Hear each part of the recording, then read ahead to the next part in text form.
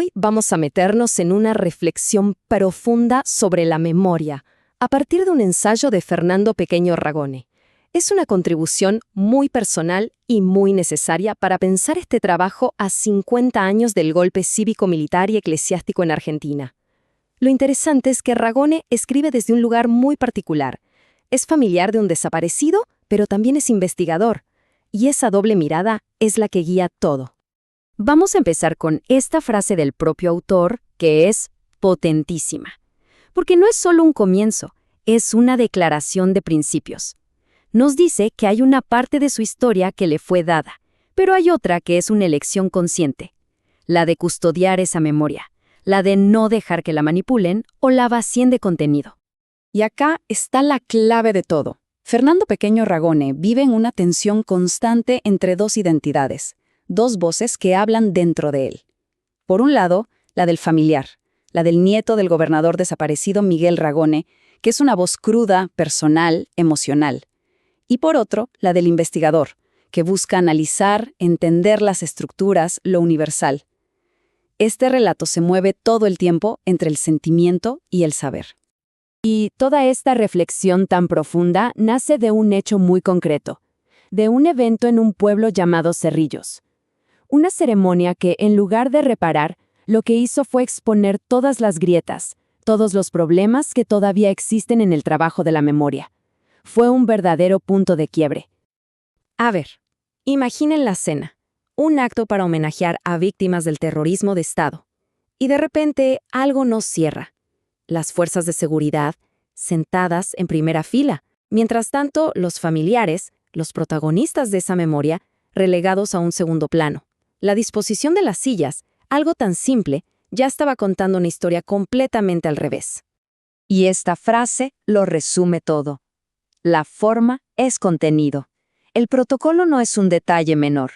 Poner a las fuerzas de seguridad en ese lugar de privilegio no fue un simple error logístico, fue una señal, un mensaje que legitimaba una jerarquía que justamente el trabajo de memoria busca cuestionar. Cualquier discurso que se diera ahí ya nacía invalidado. Bueno, después de ese acto tan fallido, Fernando se reúne con Mariana Reyes, que era la secretaria de Derechos Humanos de la provincia. Él iba preparado para una confrontación, pero un reclamo duro. Pero lo que encontró fue algo mucho, mucho más complejo.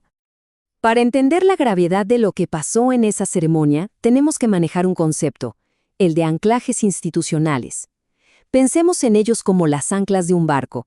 Son los actos, las fechas, los monumentos, todo aquello que fija la memoria en el espacio público y evita que quede a la deriva, que dependa de la voluntad política del momento.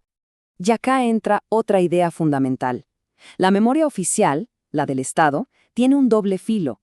O bien puede darle un marco y un reconocimiento a esas memorias subterráneas, esas que las familias guardaron en silencio por años, o puede convertirlas en un ritual vacío, en una formalidad sin alma. Ese es el riesgo siempre. Entonces, acá viene el giro. En esa charla, Fernando descubre que Mariana, la funcionaria, también estaba frustrada, también se había sentido incómoda. Ella era una invitada más, sin poder de decisión sobre el protocolo. Y de golpe, la situación dejó de ser un estado malo contra una familia víctima. La realidad era mucho más gris, más complicada. Esa conversación, en lugar de ser una pelea, se convirtió en un análisis. Juntos empezaron a desentrañar las tensiones de fondo que existen siempre que la memoria personal se encuentra con las instituciones del Estado. Y no son problemas superficiales, para nada, son conflictos estructurales. Y ese análisis reveló 3 dimensiones clave que casi nunca se hablan. Primero, el poder. El Estado necesita simplificar, crear un relato único, mientras la familia lucha por la singularidad de su historia. Segundo, el género. La memoria oficial casi siempre se olvida de las mujeres, que fueron las que sostuvieron el recuerdo en los peores años. Y tercero, el silencio. Cómo los actos oficiales muchas veces evitan hablar de lo más importante, las razones políticas detrás de la violencia. Pero lo más increíble es que no se quedaron solo en el lamento o en el análisis de la frustración. Ese fracaso compartido se transformó en el motor para empezar a construir algo nuevo. Se dieron cuenta de algo fundamental, Esto no se trataba de que uno le ganara la discusión al otro. Ni el familiar solo ni la funcionaria sola podían arreglar el problema.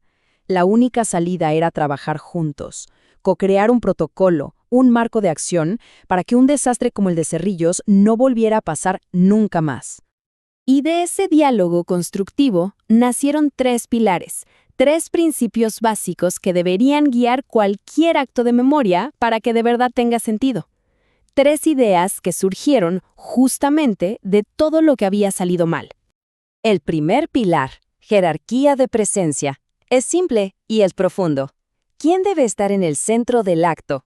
Las víctimas, sus familias y las organizaciones que nunca dejaron de recordar. No es una cuestión de protocolo o de cortesía, es un acto simbólico que define el sentido de todo el evento. El segundo pilar es la palabra compartida. Esto se trata de equilibrio. Claro que la voz del Estado es importante, tiene que estar, pero no puede ser la única. La voz de la familia, el testimonio de quien vivió la ausencia en carne propia, es irreemplazable y tiene que tener su propio espacio, su propio peso. Y el tercer pilar, que es crucial, rigor histórico. Esto es para evitar que la memoria se vuelva una cosa abstracta, un lamento genérico por la violencia. No, se trata de recordar a la víctima como lo que era. Un actor político, con ideas, con un proyecto. Entender por qué fue un objetivo del terrorismo de Estado. Devolverle su historia completa. Y un punto que no es menor, para nada, acordaron que este protocolo tenía que tener una perspectiva de género bien explícita.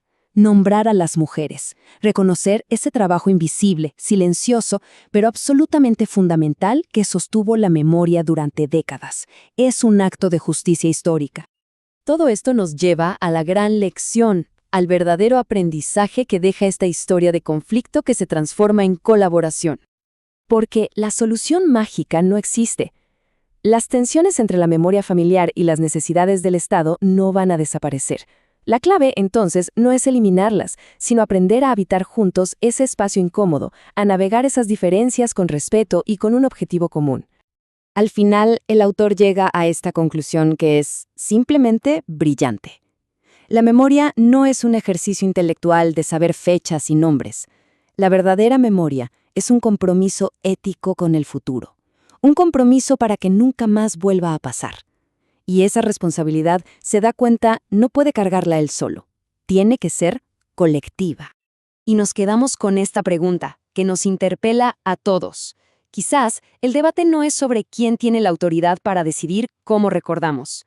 Quizás la pregunta que nos tenemos que hacer es cómo construimos las herramientas para que ese derecho y esa responsabilidad se pueda compartir. 50 años después del golpe, la historia de Fernando Pequeño Ragone nos muestra que el trabajo de la memoria está vivo y lleno de desafíos. Su experiencia es un recordatorio de por qué es tan importante aprender a recordar juntos. No es un camino fácil, pero como vimos, el diálogo honesto, incluso el que nace del conflicto, puede abrir caminos hacia una memoria más justa, más compleja y sobre todo más nuestra.